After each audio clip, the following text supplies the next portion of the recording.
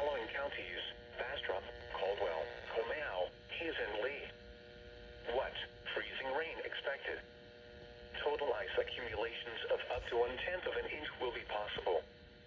Where? Hayes, Bastrop, Lee, Comal, and Caldwell counties. When?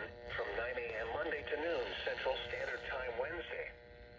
Impacts: difficult travel conditions are possible.